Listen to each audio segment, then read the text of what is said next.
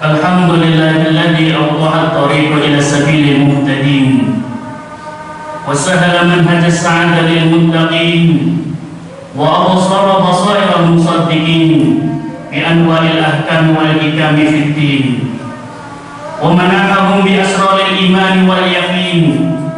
أشهد أن لا إله إلا الله وحده لا شريك له الملك الحق المبين وأشهد أن محمدا عبده ورسوله صادق وعد الأمين. اللهم صل وسلم وبارك على سيدنا محمد وعلى آله وصحبه التابعين لهم بإحسان إلى يوم الدين. أما بعد، فيا عباد الله، أوصي نفسي وإياكم بتقوى الله فقد فاز المتقون. قال الله تعالى في القرآن الكريم: أعوذ بالله من الشيطان الرجيم. يرفع الله الذين آمنوا منكم والذين أوتوا العلم درجات والله بما تعملون خبير. صدق الله العظيم وصدق النبي الكريم ونحن على ذلك من الشاهدين والشاكرين. Ma'asyiral muslimin dan yang dirahmati Allah, pertama sekali mari kita sama-sama manjatkan rasa syukur kehadirat Allah Subhanahu wa taala. Lagi-lagi berkat rahmat dan hidayahnya itulah kita dapat menjalankan aktivitas kita sehari-hari seperti mana biasanya. Dari bangun tidur hingga tertidur kembali, semuanya tidak lepas dari nikmat yang Allah berikan kepada kita. Maka sudah sepantasnya dan sepatutnya lah bagi kita untuk mensyukuri sembari mengucap alhamdulillahirabbil alamin, dan kita gunakan nikmat Allah itu pada hal-hal yang positif. Salawat serta salam marilah kita haturkan kehadiran Nabi besar Muhammad sallallahu alaihi wasallam, sosok pejuang yang telah mengantarkan risalah Islamiyah pada pintu gerbang yang sangat agung, sebagaimana yang kita rasakan hingga detik ini, hingga hari ini kita semua dapat menjalankan sunnah-sunnahnya. Ma'asyiral muslimin dan umat yang dirahmati Allah, tak lupa pula kami berpesan pada diri pribadi dan para jemaah pada umumnya untuk senantiasa meningkatkan iman dan takwa kita kepada Allah Subhanahu wa taala. Perbekalan yang paling mulia dan paling indah tidak lain dan tidak bukan adalah bekal iman dan takwa kepada Allah Subhanahu wa taala. Begitu juga iman dan takwa ini adalah rem dan cahaya dalam kehidupan. Manakala rem dan cahaya ini hilang, lenyap dari diri kita dalam menjalani kehidupan, maka mudah saja tidak terperosok dalam kubangan noda dan nista. Ma'asyiral muslimin dan umat yang dirahmati Allah, baru saja kita memperingati Hari Guru Nasional yang senantiasa diperingati setiap tanggal 25 November. Tentunya hal ini mengingatkan kita semua akan jasa-jasa dan ilmu yang pernah diajarkan oleh guru-guru kita terdahulu, mulai dari guru ngaji di kampung, guru TK, SD, SMP, SMA, bahkan sampai perguruan tinggi, atau bahkan guru kehidupan kita sendiri, yaitu orang tua kita. Dari kita yang hari ini, kita yang saat ini menjadi pebisnis, pengacara, hakim, anggota dewan, politisi, polisi, tentara, atau apapun itu, atau bahkan kita yang saat ini tengah pada pencapaian kita yang terbesar dalam hidup kita, tentunya semua itu tidak terlepas dari jasa dan andil dari guru-guru kita terdahulu. Maka benarlah apa yang pernah dikatakan oleh sastrawan Mesir yang bernama Nadir Mahfud ketika itu. Beliau berkata, yang talikul mu'allim a'dama mihnatin, guru itu adalah profesi yang sangat penting dan vital. Inna takharrat ala yadaini jami'al mihanil ukhra, sebab dari tangannya lah lahir profesi-profesi lainnya.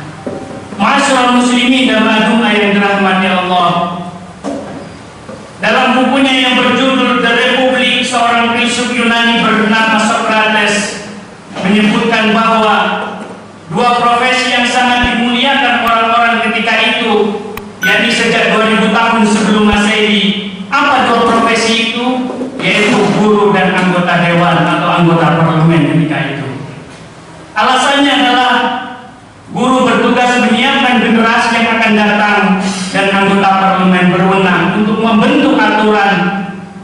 untuk membentuk kebijakan-kebijakan dalam menjalani hidup bersama dengan lebih baik. Bahkan dahulu setelah mendapat laporan bahwa Jepang takluk kepada sekutu setelah Hiroshima dan Nagasaki dijatuhi bom atom, Kaisar Hirohito menanyakan kepada ajudannya berapa jumlah guru yang tersisa, dan sekitar 250.000 guru yang masih hidup ketika itu. Lantas Kaisar Jepang menyatakan tekad dalam satu generasi Jepang akan lebih maju dari kondisi sewaktu dia ditaklukkan ketika itu pada tahun 1960-an. Jepang membuktikan dapat lebih unggul hari ini dalam bidang teknologi, ekonomi dari banyak negara barat yang pernah menaklukkannya. Ma'asyiral muslimin dan jamaah yang dirahmati Allah. Namun sayangnya hari ini masih banyak perlakuan yang tidak baik kepada guru, mulai dari intimidasi, penghinaan, penganiayaan, bahkan sampai pada penghilangan nyawa sekalipun. Tentunya hal ini sangatlah miris sekaligus menyedihkan bagi kita semua. Betapa posisi guru saat ini tidak lagi sesuai dengan filosofinya yang dulu digugul dan ditiru, yang ada justru malah mendapatkan berbagai banyak perlakuan yang tidak sewajarnya. Bahkan filosofi guru terkadang diplesetkan dan bergeser menjadi diguyur dan ditinggal guru. Padahal jika kita mau merenungi sejenak betapa kerasnya perjuangan mereka yang rela berpuluh-puluh kilo berjalan kaki ke tempat mereka mengajar, bahkan menyeberangi derasnya sungai, bebatuan licin dan lembah yang curam. Hal itu ia lakukan tidak lain dan tidak bukan dalam rangka turut mewujudkan cita-cita bangsa, yaitu mencerdaskan kehidupan generasi bangsa. Tentunya hal ini harus mendapatkan perhatian kita semua, terutamanya pemerintah. Apakah pemerintah benar-benar telah memberikan perhatian yang serius terhadap guru-guru di Indonesia? Apakah pemerintah telah memastikan bahwa kebutuhan dan hak-haknya telah dipenuhi dengan baik? Sebab mereka adalah guru-guru, manusia biasa yang juga menjalani kehidupan sehari-hari seperti kita semua, hidup berkeluarga, bermasyarakat dan bernegara. Maka muliakanlah mereka sebagai sesama makhluk ciptaan Allah Subhanahu wa Ta'ala. Ma'asyiral muslimin dan jamaah yang dirahmati Allah, Ali karamallahu wajhah pernah bertutur dalam kitab Ta'limul Muta'allim. Beliau berkata begini, ana abdu man 'allamani harfan wahidan. Aku ini adalah hamba dari siapapun yang mengajariku walaupun satu huruf. Wa insya'aba, aku pasrah padanya, entah aku mau dijual. Wa insya'a ittaqo, jika dia menghendaki aku untuk dimerdekakan silahkan. Wa insya'a ishtaraqa, namun dia jika berkehendak untuk tetap menjadikan aku hamba maka dipersilahkan. Ma'asyiral muslimin dan jamaah yang dirahmati Allah. Oleh karena itu, bagi siapa saja yang pernah mendapatkan ilmu dari siapapun, maka ialah sosok guru bagimu. Mereka yang pernah belajar di majelis taklim, sekolah, madrasah, pesantren, perguruan tinggi, hormatilah gurumu, hormatilah ustadmu, dosenmu, dan guru kehidupanmu sendiri, yaitu orang tuamu. Lalu pertanyaannya, bagaimana cara kita memuliakan dan berbakti kepada guru? Tentunya kita semua telah membaca dari berbagai literatur tentang bagaimana cara-cara menghormati dan berbakti kepada guru kita. Setidaknya ada beberapa hal yang dapat kita lakukan dalam rangka mentakzimkan guru, menghormati, berbakti kepada guru. Yang pertama, tidak lupa mengucapkan salam ketika bertemu berpapasan dengannya. Hal ini sangat jarang pemandangan seperti ini kita jumpai sehari-hari. Bahkan gurunya lewat di depan matanya pun dia tidak mau menegurnya. Dua, amalkan dan ajarkan ilmu yang diperoleh darinya. Maka ilmu yang terus Anda ajarkan kepada orang lain, terus diajarkan, maka pahala akan terus mengalir padanya. Bersikap lemah lembutlah dan sopan kepadanya. Mintalah doa, saran dan nasihatnya, karena kita tidak tahu dari mulut siapa doa itu akan diijabah. Selalu berkabar dan tak sungkan menyapa di jalan, dan selalu doakan mereka setiap usai sholat kita. Ma'asyiral muslimin dan majumlah yang dirahmati Allah. Suatu ketika Harun ar-Rasyid, seorang khalifah yang sangat dihormati dan disegani dari dinasti Abbasiyah, yang mampu membawa Islam pada era keemasannya ketika itu, the golden age of Islam, dan menjadikan Baghdad ketika itu menjadi salah satu negara adikuasa dunia abad ke-8 Masehi.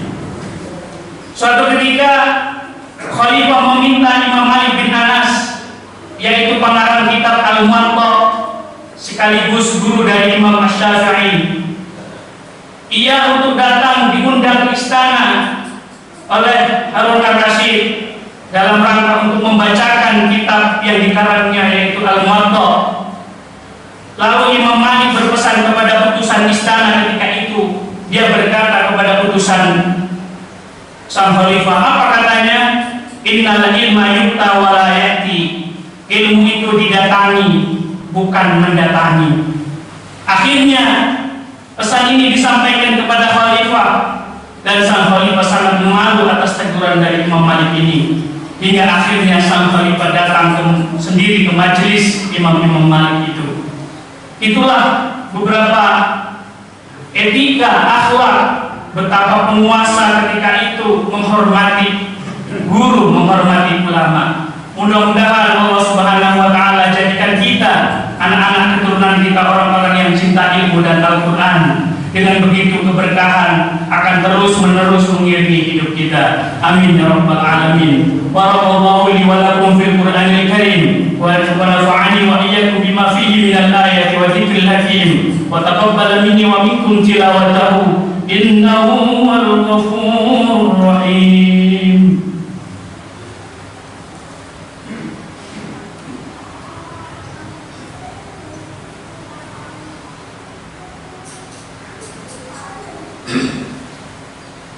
Alhamdulillah ala ihsani wa syukruhu ala taufiqi wa imtinani. Asyhadu an la ilaha illallah wahdahu la syarika lah, wa asyhadu anna sayyidana Muhammadan abduhu wa da'i ila ridwanih. Allahumma shalli ala sayyidina Muhammadin wa ala alihi wa sahbihi wa sallim tasliman katsira. Amma ba'd. ويا أيها الناس اتقوا الله فيما أمر وانتهى عما نهى واعلموا أن الله أمركم بأمر بدأ به بنفسه وسن بملائكته بقدسه وقال تعالى إن الله وملائكته يصلون على النبي يا أيها الذين آمنوا صلوا عليه وسلموا تسليما. اللهم صل على سيدنا محمد صلى الله عليه وسلم وعلى آل سيدنا محمد وعلى أنبيائك ورسلك وملائكتك المقربين. وارض اللهم عن الخلفاء الراشدين أبي بكر وعمر وعثمان وعلي بن أبي طالب وعن بقية الصحابة أجمعين وارحمنا معهم برحمتك يا أرحم الراحمين. اللهم اغفر للمسلمين والمسلمات والمؤمنين والمؤمنات الأحياء منهم والأموات إنك سميع قريب مجيب دعوات ويا قاضي الحاجات ويا مجيب السائلين يا مولانا يا أرحم الراحمين. اللهم اجعلنا وأولادنا من أهل العلم والخير ولا تجعلنا وإياهم من أهل الشر والضير برحمتك يا أرحم الراحمين. اللهم إنك تعلم السر وعلانيتنا فاقبل معذرتنا إنك أنت السميع العليم. اللهم أرنا الحق حقا وارزقنا اتباعه وأرنا الباطل باطلا وارزقنا اجتنابه. ربنا ظلمنا أنفسنا وإن لم تغفر لنا وترحمنا لنكونن من الخاسرين. ربنا آتنا في الدنيا حسنة وفي الآخرة حسنة وقنا عذاب النار بفضلك سبحان ربك رب العزة عما يصفون وسلام على المرسلين والحمد لله رب العالمين.